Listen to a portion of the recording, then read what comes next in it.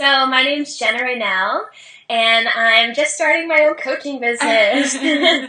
I have wanted to start this business. It's kind of a combination of life coaching and goal coaching, and it's all about just like mastering positive speaking and living your best life. Because I'm super passionate about women, especially like college age women, finding their passion and figuring out what they want and what they really want out of life. And so that's kind of where I want my business to go and where it's going to go. Cool. So, yeah. So I know, but not everyone else knows, that you went to Messiah and you actually studied early childhood education, which obviously is not what you've chosen to do. So what kind of made you change your mind of that you went to school and studied this and then were like, no, this isn't really what I want to do? Sure. Well, I think what really made me change my mind was I never really made up my mind from the beginning. I actually started at Messiah as a vocal performance major. Oh, okay. And then into my freshman year of college, I decided I was neglecting another huge piece of my life, which is I just love being around kids and I love working with kids. And because that desire was so neglected, I thought the only thing to do was to switch to education. So I switched to education and minored in music. And then I finally got to my senior year of college and was student teaching, like out in the schools. And I was trying to picture my life like 5 years from now, 10 years from now. And then when I'm like 60, and I got to this point where I was like, this isn't it. Like, I know there's something out there for me that like encompasses everything that I'm passionate about. And I just knew it wasn't teaching. I think teaching was an easy answer for me because I love kids and I love being around them all the time, but I just knew it wasn't quite right. So I think that that's so great that you were able to be honest with yourself. I think that there are, unfortunately, a lot of people that decide to go into teaching. One, because it's just a career that we're kind of familiar with because we spend so much time in school. Totally. People think, oh, I'll get the summers off. You know, it's this great thing that I'm going to do. And you get the whole way through and finally get in the classroom and realize you don't love it. But, well, I went to college for it, so I'm going to do it anyway. And I know that must be a terrifying thing. I've actually had a couple of student teachers now, and one that was, a little bit iffy as to if she was really loving it as much as she thought that she would, and the kind of terrifying reality of just spent all this money and spent all this time. Totally. And I don't even think I like doing this now that I'm actually like putting everything into practice. Yeah, I remember a conversation with my co-op and just telling him like, listen, I love these kids, but I don't know if this is the job for me. And he was like, all right, that's like what you have to figure out. And it's basically like an internship and you decide if it's the job for you. Yeah. So when you made the decision, like, I think you'll always somewhat use the degree of what you learned from it, but you're not going to specifically go into teaching. Did you meet a lot of resistance from your family and friends being like, you've totally lost your mind? What are you doing? I honestly really didn't, which is such a blessing. Yeah.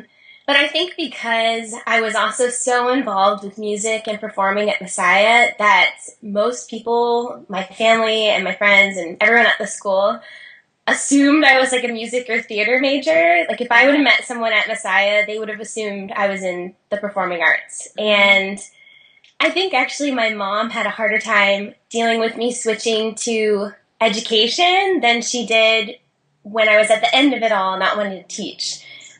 Because performing's always been a huge piece of my life. Like I grew up dancing and was always in plays and so it really wasn't as bad as I thought it was going to be. That's good. As you're thinking about going into doing coaching, are you thinking of also finding a way to continue to embrace your love for performance? Yes, and I had an audition yesterday, and as I was sitting in the waiting room, I kept thinking to myself, it's almost like the pressure's off now, and I wonder if, like, now that I have decided to focus most of my energy on something else, that now, because I've taken the pressure off myself to like make it, that maybe now I'll meet more success because, you know, you bring a certain vibe into an audition room or an interview room. Mm-hmm. And if you are just there to have fun and just be yourself and see what happens, I wonder if they can sense that and like, kind of see, I don't know, like No, you I just think lighter air about yeah, yourself. I think that's really interesting.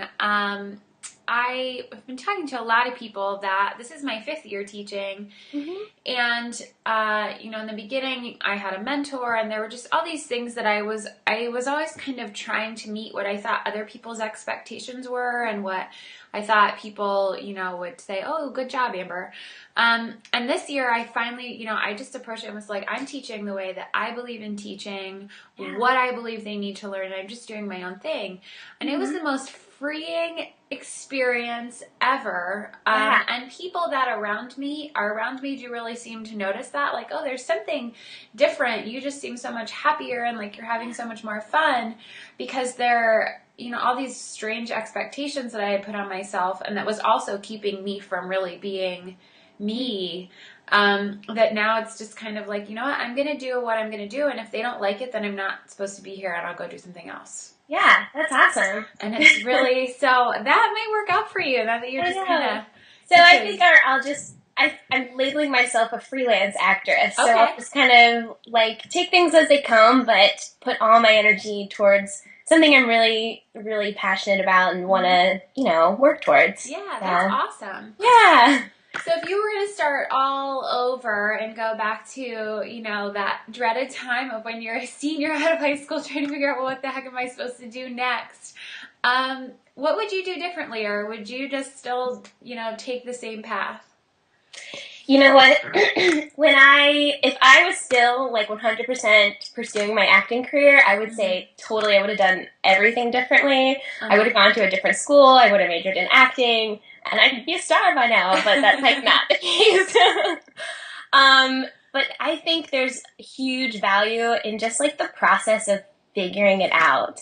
And along the way, I have met the most incredible people, and my weird experiences have just forced me to try really scary things and just to do stuff to see if I could do it. And that's kind of pointed me in the direction of where I am now. And it's helped me figure out, like, and solidify that, you know, this is something I can really see myself doing, and something that I'm really passionate about and I want to be doing.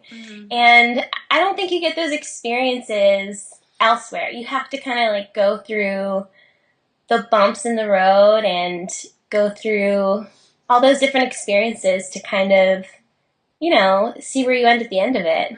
So I don't think I would change it. Yeah, I've talked to a lot of people recently, and and everybody has taken this very kind of like nowhere near a straight line path to where they are now. And everyone has had a really common response in that, you know, yeah, maybe I could have done this faster, but I think everything I went through was necessary. That you know, you had to learn what you had to learn to get to where you are, and you weren't ready earlier to maybe go out and start coaching people. So I think that's, you know, it's kind of nice to remember. You don't have to do it all perfectly, and life isn't very linear. You just kind of keep going and end up somewhere. You learn so much through your experiences, and you don't know that you're learning it while you're going through it. It's just every experience serves a purpose, and you don't know what that purpose is until you're on the other side of it. Right. So, yeah. So kind of diving into the business that you're working on starting, and I'm really excited that you're near the beginning, because a lot of people that I have talked to are already kind of like in it and doing their thing. And I think so often it's easy to find stories about people that have already kind of like hit it and been successful and know what they're doing. But rarely do you get to kind of open the door and peer into what it was like when they were first starting, when the idea popped into their head and we're trying to figure out how to get it started.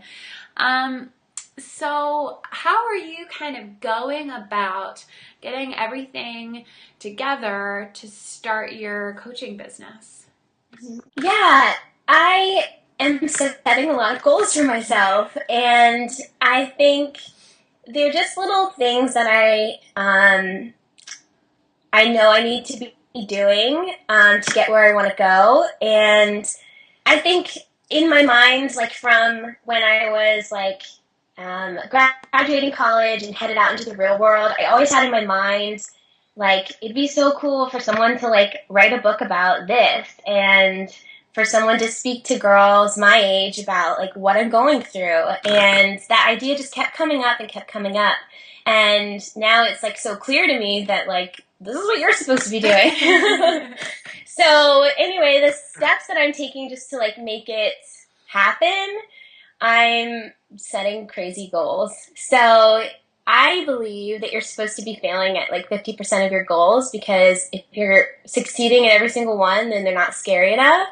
So I'm setting a lot of scary goals and I'll tell you what they are. Yeah, that would be awesome. My goal is to have my coaching website up and rocking by April 15th, which I think is totally doable. And then I'm going to hold 3 goal-setting workshops in New York by June 7th. And then I'm going to hold my first college workshop for 100 students by October 7th. And then this is the scariest goal of all to me is my first book is complete and seeking a publisher by July 11th. Wow. Those are my scary goals for the next 6 months, but I think I can do it. I think that's so awesome and so very, very true that if you are never failing, you're definitely not pushing yourself hard enough. I know I just really got into yoga like a year ago, and so often in class, they remind you if I need to do better next time. Right. So, yeah. So now that you have these big and kind of scary goals in place, what are some things that you're doing to maybe help you actually succeed at doing them? I think the biggest thing is having people hold me accountable. I have friends that are like holding me accountable to getting these workshops going, and with my book, I tell everyone about it, and people are always asking me about it, and I think that's the biggest thing because if you don't have anyone like kind of looking out for you, and if you're left to just do something on your own, you procrastinate and you don't necessarily do it. But if you're setting deadlines and goals for yourself that you can measure, and you have people being like, "Hey, how's this going? What have you been working on?" And how far along are you on this? You're more apt to get it done. And in everything, I think we just need some accountability, you know? Yeah, it does make a big difference when people actually know the kind of dreams and ideas in your head as opposed to just you, because you can just keep sort of pushing it off a little bit. But when people keep saying, "Oh, did you?" and you have to, "I didn't do anything," then you feel kind of like, "Oh, I better get on it if people are going to ask me about it." Yeah, you kind of like step it up a bit, and I don't know. Yeah. You get it done. So I know for really anybody doing any kind of business, big or small, a website is really essential. And there's always, do I do it by myself? Do I pay someone? If I pay someone, how much do I pay someone? How are you going about getting your website done? So far, I'm doing it myself. Okay. And that may change as I like dive more into it. Because I mean, I've always had a website for like my acting stuff, and I've always managed it myself, and I'm pretty good like technically, but I've never done it for like a business type thing, and I may need some assistance down the road, but I don't think I'll ever hire someone to just design it for me because unless like my business is crazy successful and I'm like it will be crazy successful, but I just don't. I like having like the creative reins over it and like making it look the way I want it to. But there may come a point when I'm like technically not capable of making it look the way that I want it to look. Right. So we'll see. I'm kind of just going with it for now and seeing what I can do, and then if I have to, I'll get someone to help. I know for mine, I had someone help with certain parts that I was like, I'm putting way too much of my time into trying to learn how to do this. But something that was really important for me, no matter how much of it I have someone else do, I always want to have full control of how to actually go back in and edit it. I don't want to have to rely on someone when I'm updating a workshop or updating photos and be always asking. I don't like to work on someone else's timetable. Yeah, I don't either. Like if I want it up now, and I want to be able to do that. So I've been the person. That's one that I know everyone Yeah. there. And I know they'd be all about like having me come to a workshop because they've been so supportive of everything I've done. Yeah. And then also, I live in New York, and there's so many colleges right here. Mm-hmm. One of my friends suggested like showing up at the Career Center with like a packet and a DVD of what I do and like a thing of baked goods and being like, I want to do a workshop. It's like grassroots marketing, but it could work. Right. But as far as what I want to actually happen in the workshops, I think there's a lot of power in like learning how to speak positively. So I want the first part of the workshop to focus on that and just mastering that, because that can change your life in and of itself. And then the second part is just like really getting in touch with what you want for your life. Like, what do you want 10 years from now? Like, I think I knew when I was 21, like, I wanted a family and I want to be near my family. And even if it's something as simple as that, you can decide that you want that. Mm-hmm. It doesn't have to be your career, because I think you should be setting goals in every area of your life. And the workshop, I want to help people hone in on that and hone in on why they want what they want. And then when you have a little bit of a clearer picture of what you want out of your life, then you can start to work backwards and set goals from that and really begin to create the life that you really desire and that you can like live your dreams. And I think that's super cool. So that's what my workshops will look like. I was just talking to another weaver, and she said something really, really interesting about really being clear and honest as to what you want your life to look like. That, if you want to be an artist, especially in the beginning, you might have to be honest that my desire to be an artist is stronger than my desire to live in a mansion, or my desire to be an artist is stronger than my desire to have, like go out to dinner every week. That so often we don't sit down and get really, really honest about what do I want my life to look like. And if you sit down and say, it is important to me to be able to go to 5 different countries in a year and eat out every weekend, then maybe that passion is stronger than your passion to be an artist, and so maybe you need to do a different job. Yeah. But I think it was a good reminder of a lot of times we're not having the life we want because we're not actually being really clear and honest about our priorities and what we want it to look like, and so we don't even have a clue how to get there because we don't know where we're trying to get.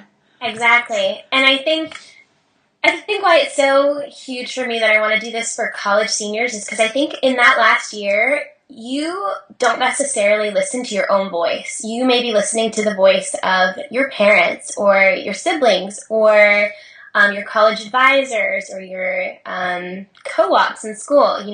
You kind of lose that voice, that inner voice that's telling you like, this is not right or this is not what I want. Mm-hmm. And so part of what I want my workshops to be is just like being able to like block out those other voices and just listen to like what your heart and your soul is telling you is right for your life, and following that. Mm-hmm. A bunch of bloggers get together, but some like big event that was for maybe college seniors and their parents, that then you also brought in all these people. So like someone like me or others, kind of in B school, how there's all those subgroups too, because the main group is like crazy overwhelming to me anyway.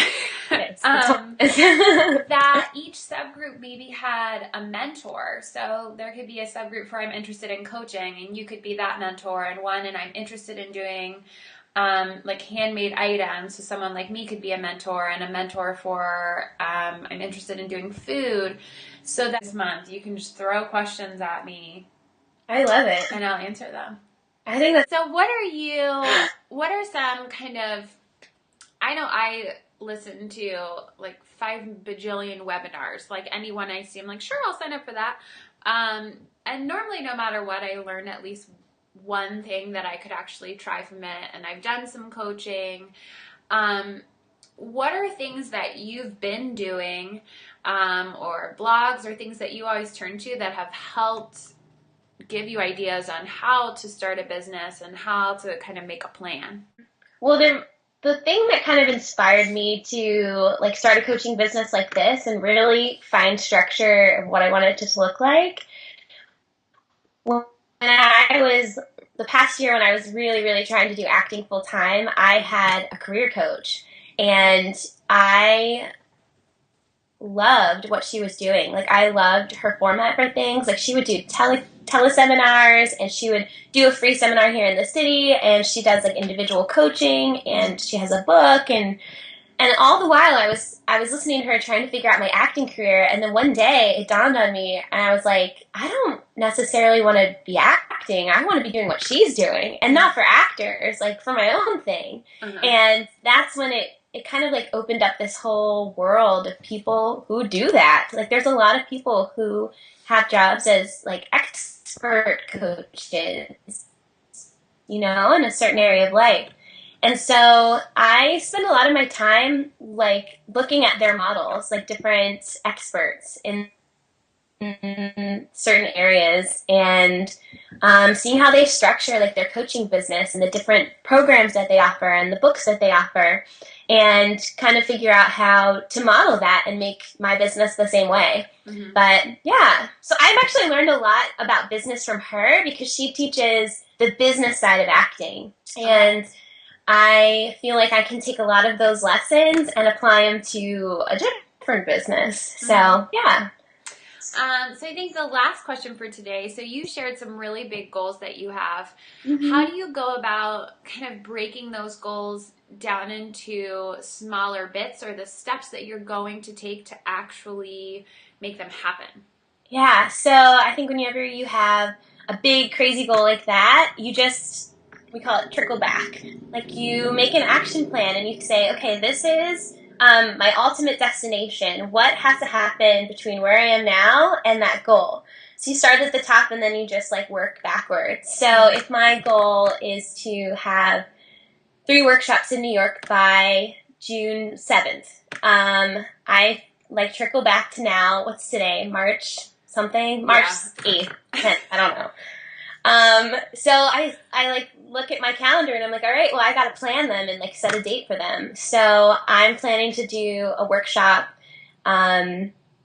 in April and then one in May. And then I'm going out to East Hampton for the summer, and I plan on doing a goal setting workshop out there. So, and then from there you just kind of, make a to-do list. And I like to call it an action plan because I think that's more exciting than a to-do list. And just like a list of the people that I need to contact to make it happen, or the stuff I need to do on my end, like actually getting my material together for the workshop, getting my thoughts together, and inviting people. People have to come. So, yeah, it's just, when you sometimes set a big, hairy goal like that, it seems overwhelming because there is so much to it. But when you actually start like breaking it down, you just take it in baby steps, you know? There's so much value in just taking a small action a day, you know? Like, if you just do one thing a day for the next 30 days, you'll have 30 things done. And that's huge. But I think it's so easy to get so overwhelmed by something so huge. And yeah, it's just taking it one step at a time. I think that's so important. I know, because I, like, not only am I doing my own business, but I'm just also, I love learning. And so I'm always like, well, I gotta learn that and that. And reminding myself, okay, just do one thing every day. Like, you are making progress. Totally. If you're learning one new thing every day, even if it's like the simplest thing ever. And then I find that I actually do way more because it's no longer so overarching and intimidating. It's just kind of broken down. You know, when I first started doing my own videos, well, then I wanted to learn how to edit them. So that was one day, like sit down and figure out how the heck to edit them. And then I wanted to figure out, I liked watching Skype interviews, but I didn't know how to record them. So, like, another day was how do you record them? And then how do you edit them? But breaking it down to just, you can't do it all at once. This is not going to happen. So write down all the things you want to learn and just kind of start going down the list. Totally. And I think if you try to do it all at once, you paralyze yourself and you don't get anything done because you're so overwhelmed. The fear just stops you in your tracks. So if you just break it down to baby steps, those little steps are so doable, and you end up with a really cool thing at the end. Yeah. Cool. Well, it has been so good talking